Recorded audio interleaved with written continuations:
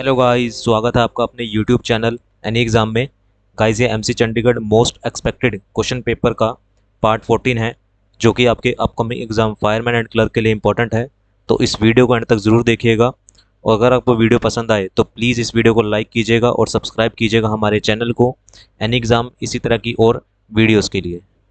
साथ ही दोस्तों, अगर आप किसी भी गवर्नमेंट एग्ज़ाम की प्रिपरेशन कर रहे हैं या डिफेंस एग्ज़ाम की प्रिपरेशन कर रहे हैं, तो ये दो हमारे ग्रुप हैं, और आप फेसबुक ग्रुप पे हमारे साथ इस ग्रुप में जुड़ सकते हैं। इन दोनों ग्रुप्स का लिंक मैं आपको डिस्क्रिप्शन में दे दूंगा।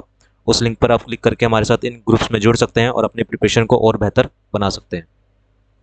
तो चलिए गाइस, शुरू करते हैं हमारा एमसी चंडीगढ़ पार्ट 14 का मैथ का क्वेश्चन नंबर 1। तो क्वेश्चन नंबर 1 में हमारे पास 34 square minus 26 square is equal to, question का स्क्वायर माइनस 30% ऑफ 320। हमें इसका वैल्यू निकालनी है। हमारे पास यहाँ क्वेश्चन मार्क में क्या आएगा, तो हमें पता होना चाहिए सबसे पहले तो हमारे पास जो ए स्क्वायर माइनस बी स्क्वायर का जो फॉर्मूला होता है वो क्या होता है, ए प्लस बी और ए माइनस बी होता है। ठीक है, तो 34 स्क्वायर माइनस 26 स्क्वायर क्या होगा, हमारे पास 34 प्लस 26 हो जाएगा, और ये कितना हो जाएगा हमारे पास 60 मल्टीप्लाई 34 माइनस 26 कितना होता है, तो 34 माइनस 26 कितना हो जाएगा, 8 हो जाएगा, is equal to question mark का स्क्वायर माइनस 30% ऑफ 320। तो 30% ऑफ 320 कितना होता है हमारे पास, 96 होता है। 30% ऑफ 320 इज 96। अब हमारे पास क्या करना है, इन दोनों को मल्टीप्लाई करेंगे, 480 हो जाएगा, is equal to x square minus 96, और एक्स स्क्वायर की वैल्यू यहाँ से कितनी आ जाएगी, 480 प्लस 96। तो इसको जब हम ऐड करेंगे तो कितना आएगा, 576 आ जाएगा एक्स स्क्वायर, और एक्स स्क्वायर इज एक्स की वैल्यू कितनी आ जाएगी, अंडर रूट 576, और 576 किसका अंडर रूट होता है, ये होता है 24 का, यानी कि ऑप्शन ए हमारा क्या हो जाएगा, करेक्ट हो जाएगा। ठीक है, तो क्वेश्चन मार्क की जगह क्या आ जाएगा, 24। ठीक है गाइस, नाउ नेक्स्ट क्वेश्चन पे बढ़ते हैं। Next question is, a shopkeeper calculate his profit percent on the selling price and से इट इज 12.5%। कह रहा है एक शॉपकीपर ने अपना प्रॉफिट परसेंट जो वो कैलकुलेट किया किस पे, सेलिंग प्राइस पे कैलकुलेट करता है, और कहता है कि ये 12.5% है। What is the actual profit percent, उसका एक्चुअल प्रॉफिट परसेंट कितना है। तो इस तरह के क्वेश्चन को करने के लिए हमें पहले तो ये पता होना है कि जो 12.5% है वो कितना होता है, फ्रैक्शंस में कितना होता है। तो 12.5% होता है 1/8।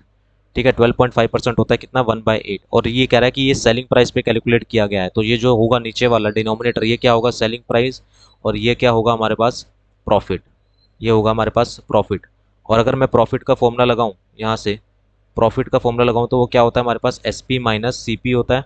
तो प्रॉफिट है हमारे पास 1, एस पी है 8 माइनस सी पी, तो यहाँ से सी पी कितनी आ जाएगी हमारे पास, 8 माइनस 1 इज इक्वल टू 7 आ जाएगा। ठीक है, यहाँ से 8 माइनस 1 करके कितना आ गया, सी पी कितना आ गया हमारे पास, 7 आ गया। अब हमें प्रॉफिट परसेंट निकालना है, तो प्रॉफिट परसेंट कितना हो जाएगा हमारे पास प्रॉफिट परसेंट यानी कि प्रॉफिट कितना हमारे पास 1 डिवाइडेड बाय सी पी कितना हमारे पास 7 मल्टीप्लाई बाय 100। तो जब इसको मल्टीप्लाई करेंगे तो कितना आ जाएगा हमारे पास 14.28%, यानी कि ऑप्शन बी हमारा क्या हो जाएगा, करेक्ट हो जाएगा। ठीक है, हमारा ऑप्शन बी क्या हो जाएगा, इसका करेक्ट हो जाएगा। क्यों, क्योंकि ये सीपी थी, ये सीपी एसपी क्यों थी, क्योंकि हमारे पास सेलिंग प्राइस पे कैलकुलेट किया था, हमने सीपी निकाली, फिर हमने एक्चुअल प्रॉफिट परसेंट यहाँ से कैलकुलेट कर लिया। नाउ नेक्स्ट क्वेश्चन पे आते हैं। नेक्स्ट क्वेश्चन भी बोर्ड मास से रिलेटेड है। 280 divide by 14 multiply by 15 plus 25 square is equal to x square plus 20% of 125। तो फर्स्ट ऑफ ऑल तो हम क्या करेंगे, 280 को 14 से डिवाइड करते हैं तो कितना आएगा हमारे पास, 20 आ जाएगा, मल्टीप्लाई बाय 15 प्लस 25 का स्क्वायर कितना होता है, 625 is equal to x square plus 20% of 125। तो 20% ऑफ 120% होता है 1/5, 1/5 को करेंगे तो ये कितना आ जाएगा, 25 आ जाएगा। ठीक है, ये कितना आ जाएगा, 25 आ जाएगा यहाँ पर। तो 20 इंटू 15 कितना होता है हमारे पास, 300 plus 625 is equal to x square plus में 25। तो 300 ये कितना हो जाएगा हमारे पास, 925 is equal to x square plus में 25, और यहाँ से एक्स स्क्वायर की वैल्यू कितनी आ जाएगी, 925 माइनस में 25 इज इक्वल टू कितना, 900। तो एक्स स्क्वायर की वैल्यू आ गई 900, और एक्स की वैल्यू कितनी आ जाएगी, अंडर रूट ऑफ 900, यानी कि ये कितना आ जाएगा, 30 हमारे पास इसकी वैल्यू आ जाएगी, यानी कि ऑप्शन ए हमारा क्या हो जाएगा, करेक्ट हो जाएगा। ठीक है गाइस, बोर्ड मास का रूल था, बोर्ड मास के कंसेप्ट आपको क्लियर होने चाहिए। नेक्स्ट क्वेश्चन पे आते हैं। Next question is, the mark price of a radio is 1200। Mark price हमें दे रखी है रेडियो की 1200। Shopkeeper allow a discount of 12%। Shopkeeper ने डिस्काउंट अलाउ किया 20% का, और उसे गेन हुआ 32% का। कह रहा है कि अगर कोई भी डिस्काउंट ना देता तो कितना का गेन परसेंट होता।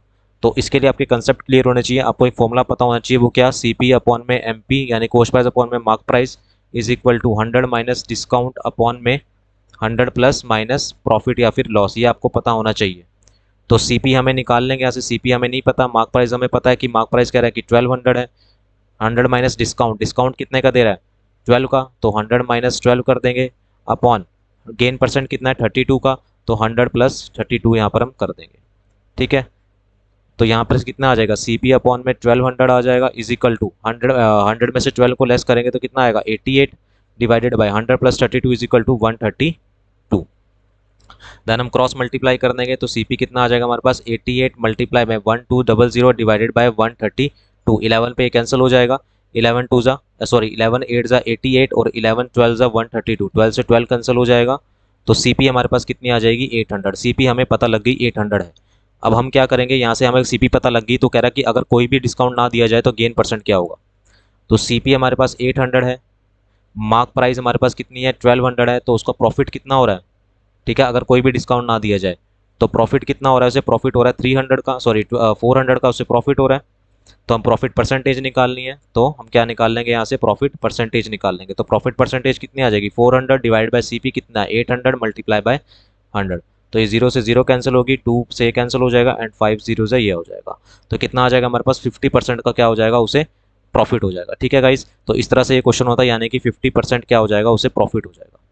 नाउ नेक्स्ट क्वेश्चन पे बढ़ते हैं। आपको कंसेप्ट क्लियर होने चाहिए इसकी। 55% लोगों ने इसका सही आंसर किया है। नाउ नेक्स्ट क्वेश्चन पे बढ़ते हैं। 3 bells ring simultaneously eight 7 PM। Simultaneously एक साथ वो 7 बजे बजना शुरू होती हैं, रिंग करती हैं। They ring at a interval of 15 minute, 18 minute and 20 minute. यानी कि पहली बेल जो है 15 मिनट पे बजती है, हर 15 मिनट पे बजती है। दूसरी जो बेल है वो हर 18 मिनट पे रिंग करती है और तीसरी बेल जो है हर 20 मिनट पे रिंग करती है। The time interval they all the 3 bell ring together is. हमें वो टाइम बताना है कि वो दोबारा से कब एक साथ बजेंगी। तो आपको क्या करना है, आपको एलसीएम लेना है किसका 15 का, 18 का और 20 का आपको एलसीएम लेना। तो जब आप इसका एलसीएम लोगे तो आपके पास जो एलसीएम आएगा वो आएगा 180। ठीक है ना, ये मिनट्स में है तो 180 मिनट्स इसका एलसीएम आ जाएगा। और हमें पता है कि 180 मिनट्स कितना होता है 3 आवर्स होते हैं। 180 minute is equal to 3 hours होते हैं। आपकी कंसेप्ट क्लियर होना चाहिए गाइस। ठीक है, तो 180 होता है वो 3 आवर्स। तो 7 बजे के बाद यानी कि 7 PM के बाद 3 आवर अगर मैं इसमें ऐड कर दूं 3 आवर्स, तो कितना टाइम हो जाएगा 7 3 10 यानी कि 10 PM। यानी कि 10 PM पे क्या हो जाएंगी वो बेल दोबारा से एक साथ फिर बजेंगी। कितने बजे 10 बजे वो एक बेल जो है दोबारा से फिर से एक साथ फिर बजेंगी। ठीक है गाइस, तो हमने एलसीएम लिया, वो मिनट्स में था तो मिनट्स को हमने आवर में कन्वर्ट करा, 7 में 3 आवर ऐड करे तो 10 PM इसका आंसर आ जाएगा। ठीक है गाइस, तो ये थे हमारे पास मैथ के 5 मोस्ट इंपॉर्टेंट क्वेश्चंस जो कि आपके एग्जाम के लिए इंपॉर्टेंट है। अब हम देखते हैं जीके के 5 मोस्ट इंपॉर्टेंट क्वेश्चंस। तो कह रहा है कि फर्स्ट क्वेश्चन है take a tin can with a lead. उसके अंदर लेड भरो, fill it approximately half with water. उसमें हाफ वाटर करो, हाफ वाटर फिल करो। Heat it till the water boil. उसको तब तक हीट करो जब तक वाटर बॉयल ना हो जाए। रिमूव द हीट में उसे रिमूव करो। Now pour fresh water over the can. Now water can के ऊपर फ्रेश वाटर अगर हम डालेंगे तो what happen to the shape of the can. Can की जो शेप है वो क्या हो जाएगी, तो कैन की जो शेप है वो क्या हो जाएगी बिगड़ जाएगी। Can gets distorted. ठीक है ना, कैन क्या हो जाएगा डिस्टॉर्टेड, यानी कि उसकी शेप क्या है बिगड़ जाएगी। नाउ नेक्स्ट क्वेश्चन पे आते हैं। Which of the following sectors activities do not produce any git. इसमें से कौन सा सेक्टर है जो कोई भी गुड प्रोड्यूस नहीं करता। तो गाइज आपको पता है वो कौन सा सेक्टर होता है सर्विस सेक्टर। तो वो सर्विस सेक्टर को हम क्या कहते हैं टर्टियरी सेक्टर भी कहते हैं। ठीक है ना, टर्टियरी सेक्टर भी हम इसको कहते हैं सर्विस सेक्टर को, इसको हम क्या कहते हैं सर्विस सेक्टर भी कहते हैं। सर्विस सेक्टर जो कोई भी गुड जो है वो प्रोड्यूस नहीं करता उसे हम क्या कहते हैं सर्विस सेक्टर। ठीक है, तो इसका ऑप्शन डी इसका सही हो जाएगा। नाउ नेक्स्ट क्वेश्चन पे आते हैं। Standing Buddha of Sarnath is a fine example of which dynasty. जो स्टैंडिंग बुद्धा ऑफ सारनाथ में जो स्टैंडिंग बुद्धा है उनकी जो मूर्ति है वो किसका एग्जाम्पल है, fine example of which dynasty. तो वो एग्जाम्पल है किसकी गुप्ता डायनेस्टी की। ठीक है ना, गुप्ता डायनेस्टी क्या हो जाता था गोल्डन एज भी कहा जाता था, गोल्डन एज। गोल्डन एज के नाम से भी इसको जाना जाता है गुप्ता डायनेस्टी को। और इसके जो फाउंडर थे वो कौन थे श्रीगुप्त थे। इनके जो फाउंडर थे गुप्ता डायनेस्टी के वो कौन थे श्रीगुप्ता थे। उनके जो लास्ट रूलर थे वो कौन थे स्कंद गुप्ता। इनके जो लास्ट रूलर थे वो कौन थे स्कंद गुप्ता थे। ठीक है, ये इनके फाउंडर थे और ये इनके लास्ट रूलर थे स्कंद गुप्ता। और गोल्डन एज का आता है और स्टैंडिंग बुद्धा ऑफ सारनाथ कहाँ पर है, किसके फाइन एग्जाम किस डायनेस्टी के एग्जाम्पल है वो है गुप्ता डायनेस्टी का। ठीक है गाइस, नाउ नेक्स्ट क्वेश्चन पे बढ़ते हैं। Which of the following physical capital is a working capital of for a factory. इसमें से कौन सी फिजिकल कैपिटल जो है वो वर्किंग कैपिटल है किसी फैक्ट्री के लिए। तो वो है guys raw material. Option D इसका करेक्ट हो जाएगा। Raw material is a physical capital, physical capital is a working capital for a factory के लिए रॉ मटेरियल। रॉ मटेरियल होगा तभी फैक्ट्री क्या करेगी वर्क कर पाएगी। ठीक है गाइस, नाउ नेक्स्ट क्वेश्चन पे बढ़ते हैं। Which of the following sub division of Himalayas comprises the Karakoram, Ladakh, Zanskar और पीपंजार रेंज। इनमें से कौन सी हिमालय के कौन सा सब डिवीजन हिमालय का कौन सा सब डिवीजन है जिसमें काराकोरम रेंज है, लद्दाख है, जास्कर है और पिलीपंजाल रेंजेस है? तो गाइज वो है कश्मीर और नॉर्दर्न हिमालयाज। नॉर्दर्न हिमालयाज और कश्मीर में क्या है हमारे पास? काराकोरम रेंज है, लद्दाख है, जास्कर और पिलीपंजाल रेंजेस है। ठीक है गाइज, तो ऑप्शन ए इसका क्या हो जाएगा? करेक्ट हो जाएगा, Kashmir and northern western Himalaya, sorry northern western Himalayas है। ठीक है, 61% लोगों ने इसका सही आंसर किया है। तो गाइज ये थे हमारे पास जीके के भी 5 मोस्ट इंपॉर्टेंट क्वेश्चंस। नाउ हम बढ़ते हैं इंग्लिश के क्वेश्चंस पर। फर्स्ट है हमारे पास वही है, हमें अरेंज करना है, मोस्ट लॉजिकल ऑर्डर इसका बताना है। तो फर्स्ट है कहाँ से स्टार्ट है हमारे पास? I bought a new phone. I bought a new phone से ये स्टार्ट है, ये हमारे पास 1 है, I bought a new phone. इसके बाद हमने ये देखना है कि पी क्यू आर में से यहाँ पर क्या आएगा। तो यहाँ पर लिखा हुआ है I bought a new phone, कहाँ से उसने फोन खरीदा? From the store. तो पहले क्या आ जाएगा? इसके बाद आर आ जाएगा, कहाँ से खरीदा उसने? स्टोर से, तो फ्रॉम द स्टोर। इन आर आ जाएगा, आर देखते हैं कौन से ऑप्शन में, तो ऑप्शन सी में है और ऑप्शन डी में है।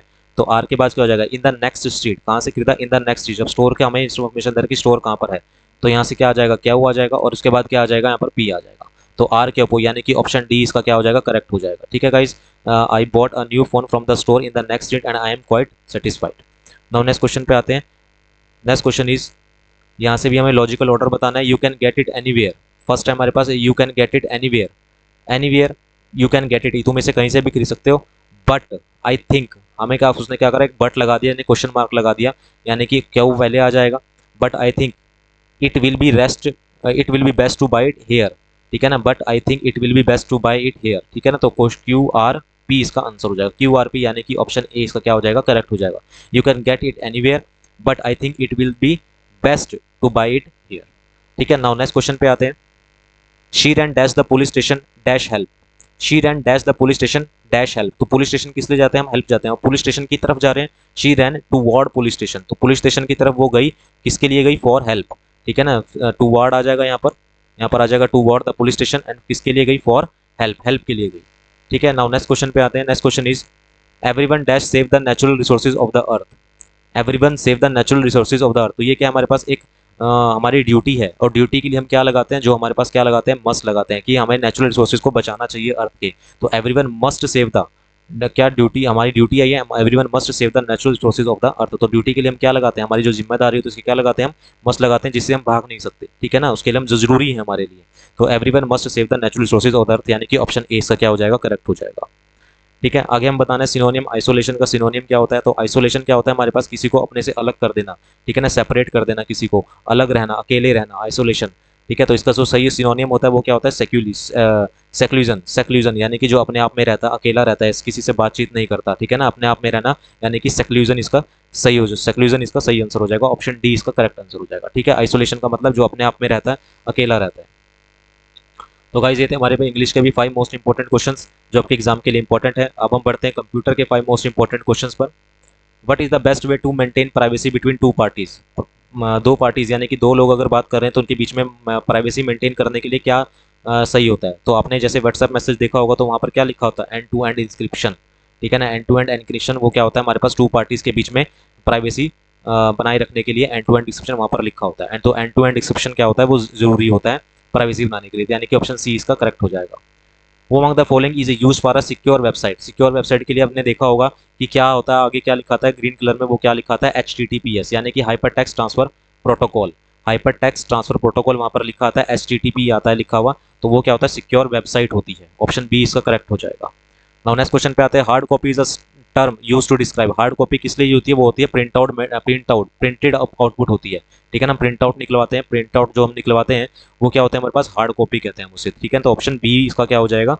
करेक्ट हो जाएगा। नाउ नेक्स्ट क्वेश्चन पे आते हैं। Which of the following memory is a volatile. इसमें से कौन सी मेमोरी जो है वो वॉलेटाइल है? तो वॉलेटाइल मेमोरी कौन सी होती है? जिसमें डाटा सिर्फ कुछ टाइम के लिए ही सेव हो सकता है। ठीक है ना, जैसे ही आप कंप्यूटर को ऑफ करोगे तो उसमें से वाटर डाटा क्या है वो उड़ जाएगा। ठीक है ना, या फिर रिफ्रेश करोगे तो वाटर डाटा क्या उसमें से उड़ जाएगा। तो वो कौन सी मेमोरी होती है? Volatile, RAM, read only, random access memory. Random access memory क्या होती है हमारे पास? रैम होती है। ठीक है ना, और रीड ओनली मेमोरी क्या होती है? रोम मेमोरी, जिसमें डाटा सेव हम रख सकते हैं, रोम होती है। ठीक है, तो रीड रैंडम एक्सेस मेमोरी यानी कि रैम इसका क्या हो जाएगा? सही answer. RAM is a volatile memory. Now next question पे आते हैं। Dash is the full form of wifi. Wifi की फुल फॉर्म क्या है? तो वाईफाई की फुल फॉर्म आप सबको पता है क्या होती है? Wireless fidelity. वायरलेस फिडिलिटी क्या होती है? इसकी फुल फॉर्म होती है। ठीक है ना, वाईफाई की फुल फॉर्म क्या होती है? Wireless fidelity. ठीक है गाइस, तो ये थे हमारे जीके के भी 5 मोस्ट इंपॉर्टेंट क्वेश्चंस। गाइज अगर आपको ये वीडियो पसंद आई हो, इस सीरीज़ को कंटिन्यूटी में चाहते हैं, और प्लीज़ हमारे चैनल को सब्सक्राइब कीजिए। और अगर आपको ये वीडियो पसंद आई हो तो प्लीज़ इसको लाइक कीजिएगा, सब्सक्राइब कीजिएगा हमारे चैनल को और शेयर कीजिएगा ज़्यादा से ज़्यादा। अभी के लिए इतना ही, मिलते हैं नेक्स्ट वीडियो में पार्ट 15 में। Thank you very much.